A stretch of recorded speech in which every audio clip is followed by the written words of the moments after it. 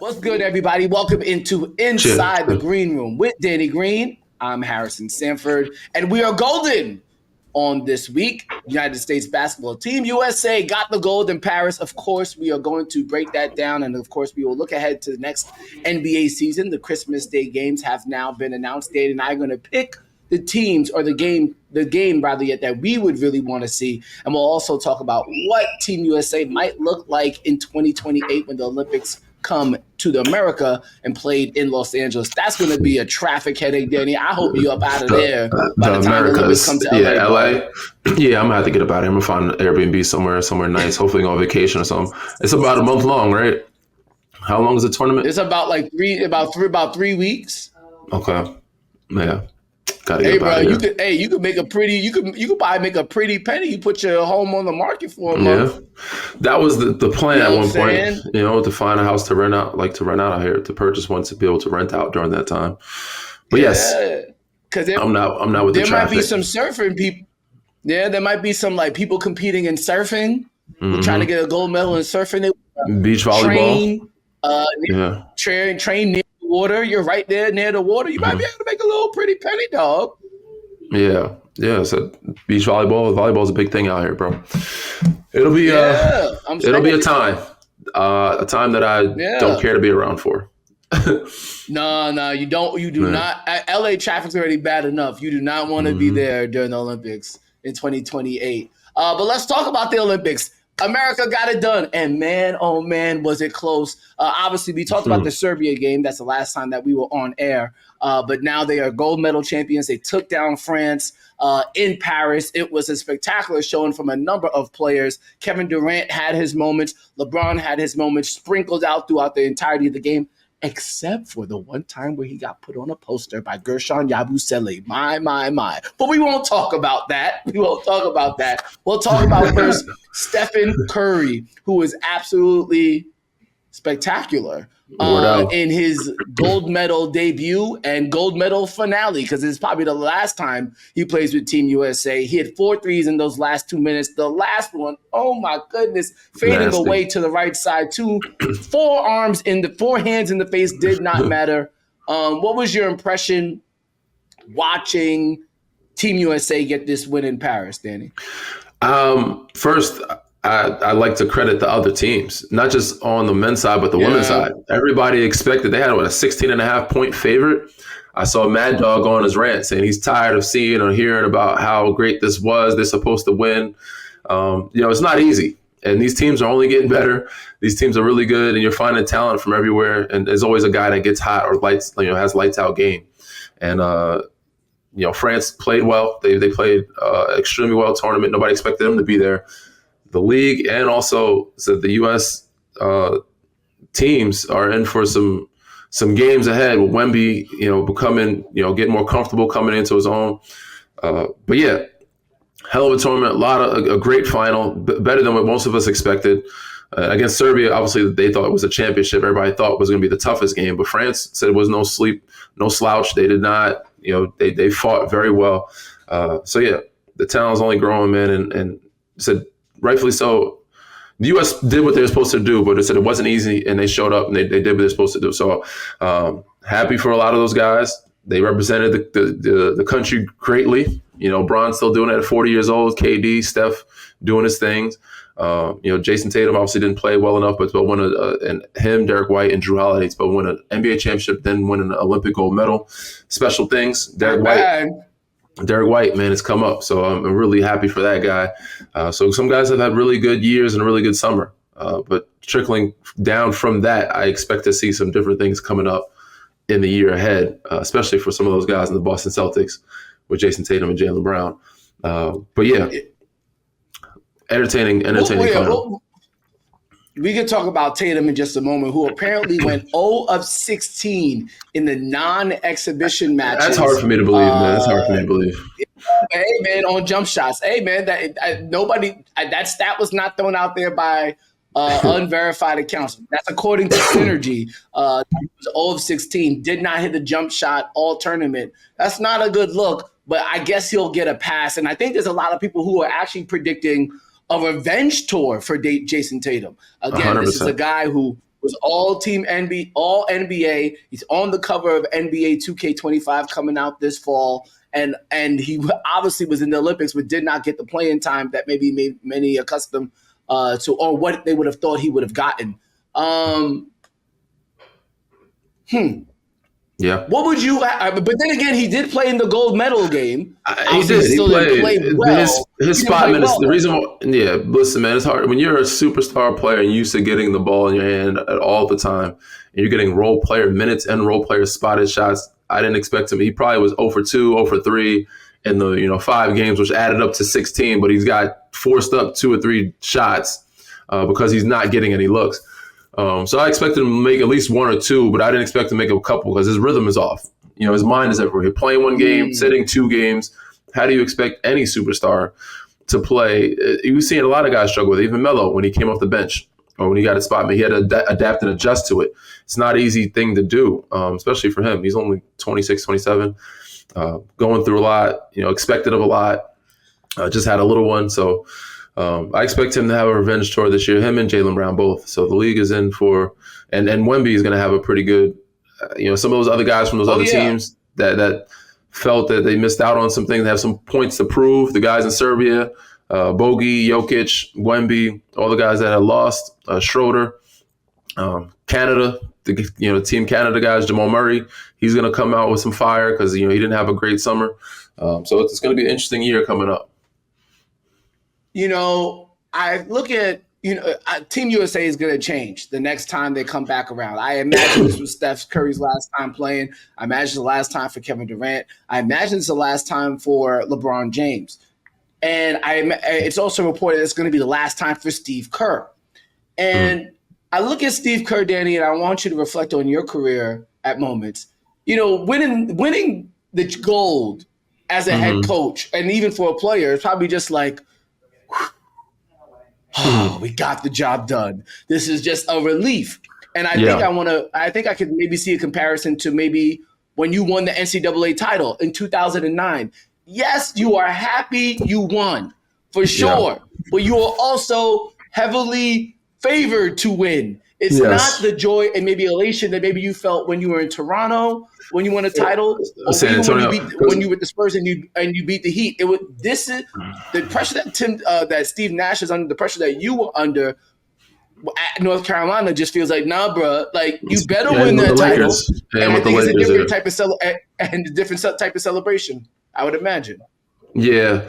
Let's say the feeling is more of a relief that you got it done because you're supposed to do it, like with the Lakers and with Carolina, having the same group together for a while, or having the best group, or this the highly favored group, instead of being the underdog like in Toronto and even in San Antonio. It was still kind of a relief in San Antonio too because we had lost the previous year, and we only had that group. We didn't know for how much longer, but it was still an exciting feeling because it said we were the underdog. We weren't supposed to win. We weren't supposed to beat the Heatles. In Toronto, we weren't supposed to beat Golden State. So when you win on that aspect instead of the other side of it, when you're supposed to win, it's just a different feeling. And, it's more of a relief, a satisfaction. We got it done. We did what we were supposed to do. Now we can enjoy it, but it's not as gratifying as it is when you're the underdog. When you're beating, you're taking down Goliath. You're taking down big dogs. So the Toronto years instead of course, San Antonio years, those feelings were more exciting, more special. They all were great, all special moments. But LA years, it was like we were supposed to do it. So it wasn't and we're in a bubble too. That didn't help. So yeah, that feeling, obviously a special one, but not one of where it was like, oh, we achieved something we weren't supposed to achieve. You know what I'm saying? Yeah, for sure. Yeah. Definitely a different sense of elation. If we look forward to 2018, you have to imagine. Now, listen, Jason Tatum's tour this time around did not go well, but I imagine he's coming back. I don't know if Jaylen Brown say he'll turn it down. A lot of people said they'll both turn it down. Nah, so I think Jason Tatum will come back. He can't do that. Yeah. He'll come back. He has to have a better outing. He'll be the head coach by then. Yeah, he'll have a better outing. Sure. He's going to want a better showing than he had in his last one. So he's going to come back. I think Tyrese Halliburton and Edwards, those guys will be back. Bam will be back. I'm trying to think who else might be, and the younger Ja Morant might be on the team. Jaren Jackson Jr. Jalen Brunson might be on the team. Paolo Banchero probably will be on the team. Yeah. Tyrese Maxey's a candidate. Yeah. I'll find it very interesting to see what happens with Jaylen Brown, because at that point, 4 years from now, you have to imagine that Jaylen Brown is a certified, unquestioned, if the progression keeps progressing, that he's a top 10, at worst, top 15 player in the NBA at that point. If he's not now, If he's healthy, I just don't know how that relationship is going to be with Team USA. Yeah, if he's healthy, and you just don't know how guys age. 4 years from now, you just don't know how his body's feeling, how if he feels like he needs to exert himself in the summertime instead of saving himself for the New York Knicks season or for that other extension that he was due for. So we'll see, man. I'm talking about Jaylen Brown. I'm talking about Jaylen Brown. Oh, Jaylen Brown, not Jalen Brunson. Sorry, but yes, Jaylen Brown. He may turn that down. I don't know if he want to do it. Especially with the issues that he have with Nike. So we'll see. He may just turn that down. Yeah, that's that's going to be a very interesting development going forward. Yeah. We'll see how it all pans out. Excited though to see how Team USA kind of pans out. And before we go on to what's going to happen in the NBA season, I think we have to give our flowers to a couple of international stars, particularly Victor Wembanyama. Man, Danny, this guy, is going to be for the league. He balled out, and he had a quote after the tournament, basically saying that he is worried for everybody, not just the international game, FIBA game, but also worried for any other opponent that he has going forward. What did you see from him in this championship game specifically? Because he had his underwhelming moments throughout the exhibition play, but in this championship game itself, when you looked at Wemby, what did you see? You never know how certain people are going to show up when the lights are bright, even superstars. We've seen some guys, and I see he's for the moment. He's come up big in every situation when it mattered. And when lights are bright, he plays and he performs. And that may not happen every time because not everybody's 100% themselves or plays great on the biggest stages. Some people have, some bad outings. But for the most part, he showed me maturity, and he showed me he's ready for the big stage and the bright lights, and that he can't wait. And he's passionate about it. You see his emotion. He really cares. And that right there says all I need to know about what moving forward his career is going to be. He's going to be in the weight room. Yeah. He's going to be in the film room. He cares so much to beat everybody and be the best that it is going to be scary for moving forward for the U.S. and teams throughout the league, not named San Antonio Spurs. Yeah, we'll see how it all maps out for him. But I think that was the big takeaway for me, Danny. Like, obviously, there's a certain amount of pride that you get playing for your country. I could definitely imagine that. But there was also, to your point, there was just an energy around him, an aura around him where it looked like he cared. And or he wasn't apathetic. He was truly invested. And I think, the best players aren't just talented, they're also emotionally invested, and you could see it wears on them. And yes, some players that comes to their detriment, but I think in this developmental stage of Wemby's career, I think it's important to see that he actually does have that emotional investment in big time games. And that makes it definitely a problem for the league, because that means he's intent on getting better, getting stronger, getting more IQ. It's going to be scary. And I said this, Danny, as a Knicks fan. I've said it on Twitter a couple times here. I'm just so goddamn happy he's in the Western Conference. Because if he was in the East, it might be a wrap for my Knicks in the long-term future. I am so happy he's in the West. I'm happy he's in the West. I'm happy Anthony Edwards is in the West. I'm happy Shai Gilgeous-Alexander is in the West. I'm happy that I'm happy Luka Doncic is in the West. A lot of the future faces of the league, y'all can stay in the Western Conference. Y'all don't need to come over to this side. It's a lot easier to be optimistic in the Eastern Conference, that's for sure. It's only a matter of time before it bounces out again. So Knicks better take advantage these next 2 years, a year or two or so before things change up. But yes, the West is highly stacked, and it's only getting more and more stacked. Luckily for your Knicks, but the West, man, it's going to be a battle, man. And it's going to be a lot of fun to watch. Yeah. And that's still no shade on the Eastern Conference because, yes, you still got the Celtics. You got Joel Embiid with the Philadelphia 76ers. We'll see how Halliburton continues to progress over the course of time. So it's not like the Eastern Conference is going to be like a walkover. But, man, the faces of the league are in the West, and those are guys who will look like they could be the top players in the league, that's for sure. So y'all can stay up over there for the time being. With that being said, when we come back from break, it's time to look forward to the 2024-2025 NBA season and one of the hallmark days of the NBA calendar, Christmas. We have a couple of leaks on what some of the big national games are going to be for this upcoming season. We're going to talk about those in just a moment. Sure. Vibes, and you know what you need to do. Subscribe, rate, and review, por favor. If you are listening to us using the Audacy app or any other podcast app, you can find us on YouTube. And if you're watching us on YouTube, you know you can listen to us on any podcast app, particularly the Audacy app. Now, let's talk about some of the big profile games that are coming down in the 2024-2025 NBA season.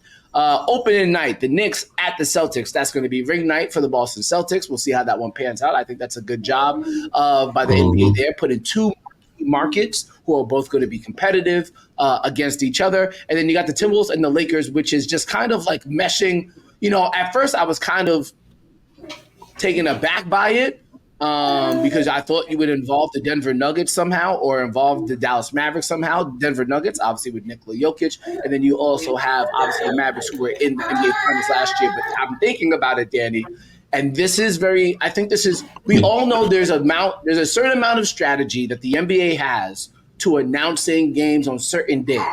And from my perspective, yes, Minnesota's a small market, but they have Anthony Edwards, who's the biggest draw in the NBA, the Los Angeles Lakers and LeBron James. So a great job by the NBA here by saying Anthony Edwards is maybe the next face of the league.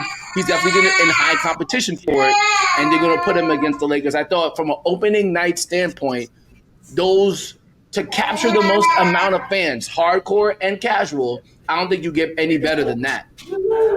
Yeah, I agree with you. You're talking about opening night, you're talking about Christmas Day. Is that what you're talking about? We'll get to Christmas in just a moment. Just from an opening night standpoint, that is, if you want my attention, you got it. You got the big 100%. Market New York Knicks team going against the reigning champions, and then you got LeBron, the longtime face of the league, going against Anthony Edwards, who could be the next longtime face of the league. I think it's chef's kiss.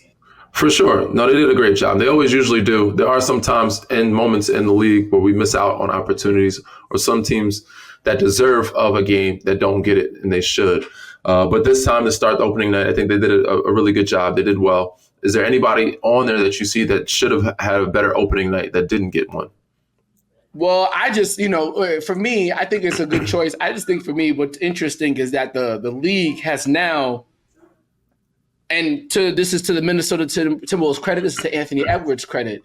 If you would have asked me 2 years ago who would the Lakers be playing on opening night, I would have said the Memphis Grizzlies. They got an active beef with the Lakers, and Ja Morant is a star. But basically, Ja Morant has been absent for essentially a year. And obviously, he's been absent for some issues that he caused himself. Sure. So I find I'm going to be interested to see how far the Grizzlies go, what they might take as some disrespect by like Vegas in terms of like their over-under numbers, or just the chatter about the Memphis Grizzlies went from a 9.5 to a 2. And the roster, the big three are still there and getting better. So I'm going to be interested to see how they kind of respond to kind of being pushed out of the NBA limelight by the powers that be. Go ahead.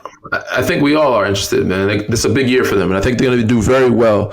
If I were to guess, if I were to predict, I would have said Memphis versus Golden State. That would have been my prediction. And then Lakers, Clippers, usually opening night. Those usually opening night. Memphis versus Golden State is just rusty, though. It's right now, but you said predicted 2 years ago. If they had the same group, it'd be different. That's true. Yes, but 2 years obviously ago, it's a different group now. Right. It's very different. So 2 years ago, those are the matchups that I would be looking forward to. And now today's games, the matchups I'm looking forward to would have been, some of the playoff matchups. Knicks, Sixers. You know what I'm saying? Indiana, Milwaukee. Those type of matchups are the ones that they need to capitalize on and see. The ones that people said in season tournament, they had a little beef with Milwaukee, Indiana. See how that comes back. Yeah, run that back. You know what I'm saying? Phoenix, I don't know who else they had beef with, but it's Dallas. They always have the Book and Luka situation. But, Minnesota, I think Lakers is a good one. It would have been good to see, Minnesota, Dallas maybe. Nuggets, we always want to see them play against, some of the top teams in the West. I'm trying to think who would be there. Minnesota. It would be Nuggets, Minnesota. That's one that people would love to see. So yeah, they did a good job though. They did a really good job, but it's hard to please everybody. It's hard to give everybody the game. It's hard to get the matchups that everybody wants because everybody. I mean, throughout the year you're going to get those matchups. You just got to capitalize on the moments. In-season tournament, Christmas Day, whatever day it is, right after Thanksgiving, we're going to have this matchup. Those are the ones people are looking forward to. That's the previous playoff matchups they had this past summer, this past spring. Well, the interesting thing now, too, and I'm curious your opinion, the NBA, obviously opening night is a big deal. It doesn't matter if opening night has to go against Major League Baseball playoff game. Obviously, there's a specific reason why opening night is a Tuesday usually, so you don't got to go against any NFL game on a Thursday or on the weekend. Tuesday is a good night. But and Christmas was also another night where the NBA, or another day rather yet, where the NBA could really take advantage of the eyeballs. However, Danny, and as you're getting more seasoned in the media game, you're probably starting to understand just how big of a monster the NFL is. And the NFL is not playing around. From all their media entities that they're doing now, they had a Hard Knocks for the off season for the New York Giants, and a Hard Knocks for the off season this season. They're capitalizing. They're capitalizing. They're gonna have a Hard Knocks for 4 teams in season. Usually it's just a training camp thing. They have the series produce quarterbacks. Last year they did wide receivers where they're receiving the receivers. a couple players for the course of the year. The NFL, Danny, is trying its best to take up as many programming windows as possible because they know at the end of the day, what are people going to do? They're going to watch. It's a monster. It's unavoidable. And I wonder for you as an NBA player, seeing now the NFL coming back again this year with Christmas games. I believe last year Christmas was on I think it was on a Sunday. So that's a natural NFL day. So it kind of aligned. Or it was either a Saturday or Sunday, but this year they're going to have Christmas games regardless. Now I got to look at my calendar and see when exactly. Well, that's why Adam Silver cooked up that in-season tournament, man. He did his thing with that. Hopefully, it's a success again this year coming up. So I'm counting on in-season tournament. Christmas is a Wednesday this year, and the NFL said we don't care if we got our players on short rest. We don't care if they've never played a Wednesday game before. We're putting games on Christmas. That's crazy, bro. There's gonna be some injuries. There's gonna be some injuries. Our league is our league. We're gonna play on Christmas regardless. They're trying to battle it out, but I think I'm still here. I think it's a tough scenario situation for them. Even though everybody's watching, but you're putting a lot of the players at risk at that point because it's short rest, short when there's going to be some injuries. There's always injuries every year in every sport. When you shorten a week and guys don't have much recovery, I think you're risking it. And I mean, some of them will love to play on Christmas, but some of them may have some complaints and not like to, put their bodies on the line for that short of a rest to play, that week. But kudos to NFL, man. They've been doing numbers and they've been kicking ass for a while, and they continue to do so. They're capitalizing as they should, and we're trying to do the same. It only makes me think when I'm done playing, do I need to get back into football somehow? Do I need to get on the media space of doing, being Stephen A, being well versed in every sport, knowing baseball, knowing football, knowing basketball. So especially football, because football is king, and they're running the networks right now. So, and we're competing. We're doing well though. League is stepping up and doing some good things, and it's only growing and getting better and bigger. So I'm interested to see how we compete with that, or how we try to. I don't know if they're going to try to do any other in-season tournaments, but how we try to, change the narrative to, swing it back our way in favor of certain holidays and certain things for us. Well, one of the things that the NFL has to its advantage, yes, it has its star players, but it always feels like every single year there's a legit chance for a new champion. The diversity of contenders truly changes almost every year, particularly if you have a good quarterback. And I think the NBA is coming closer to that, where there's more parity in the league. We've had 6 new champions over the past 6 years. And I think if we look at this Christmas Day schedule, we'll see that the league is pushing ahead teams that could make it the 7th straight new champion. You got Spurs, Knicks. You got Wolves versus the Mavericks. You got the Sixers versus the Celtics, Lakers, Warriors, because you just got to have LeBron and Steph, like you have to. And then the Nuggets and the Suns. These are all, obviously, some of these teams have won a championship. The Celtics have recently, the Lakers and the Warriors did. But Spurs, Knicks, Wolves, Mavs, Sixers, and the Suns all haven't. And I think the NBA is going to try to continue to push those teams forward. Now, the one thing that stands out to me about this Christmas Day schedule, and I think it would stand out to a lot of fans, you have a lot of star power, whether it's Wemby, whether it's just the fact that you have the New York Knicks with Jalen Brunson, you have Anthony Edwards, you have Luka Doncic, you have Joel Embiid, you have Jason Tatum and Jaylen Brown, you have LeBron, you have Steph, KD, Booker, Nikola Jokic. Damn! That's like every star in the NBA not named Shai Gilgeous-Alexander, which I could understand because he hasn't won an NBA title yet, and Oklahoma City is a small market. But then the other team that's not there, the Milwaukee Bucks. Disrespectful. My, Danny. It's Giannis is disrespectful. What would you say? Yeah, how would you feel about that if you're Giannis Antetokounmpo? Essentially, I mean, he couldn't have been. I mean, yes, he was seen as a top 5 player. Every single year, he's an MVP candidate. They won an NBA title, and when you don't get a Christmas Day game, it feels like the NBA is saying, we're not pushing your brand forward. We don't see you we don't see your brand as a big enough a star to put on this hollow day anymore. How would you feel anymore? That's wild to take that privilege away. I would feel very much disrespected if I was him. That is not, and I think he's gonna have some type of revenge season as well. I mean, obviously, Greece is decent in the summertime, but they want to be better. They want to win gold. They want to win medals. They haven't got an opportunity to do so. So part of that is a chip on his shoulder, but this for sure is the bigger chip that he has to carry. Is like, I'm a top 5 player. You see me. I've been MVP caliber player for the last 5 seasons, and you give guys like, no disrespect, Wemby, 2nd year Christmas Day game. You give the Suns, who's barely a playoff, not even a playoff team, barely. Certain teams that are a bit playoff teams not winning, but you give these guys, playoff game or Christmas Day games that didn't make the playoffs or didn't do anything in the playoffs. And they lost, I think, was it 2nd round or 1st round to Indiana? They had injuries. They lost first round. They had injuries. They lost 1st round.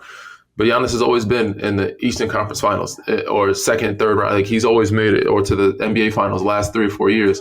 They've proven and they've earned it. So for them not to get that type of coverage is disrespectful. So yeah, I expect him to come out with a lot of anger, especially around that time. You're going to see a different type of Giannis, and he has something to prove this year. And in his mind is, I'm still that player, and they're not looking at me as that player. They're not marketing me as that player. So I have to prove to them that I'm still that type player. Now, he might have an MVP season this year. If he stays healthy, so you're going to see a different type Giannis. Totally capable of it. Looking forward to seeing how it all pans out. All right, guys, we'll be back next week with more Inside the Green Room, keeping you updated on the latest and greatest in the National Basketball Association. Until then, Danny, tell them what to do. Read, rate, subscribe, review.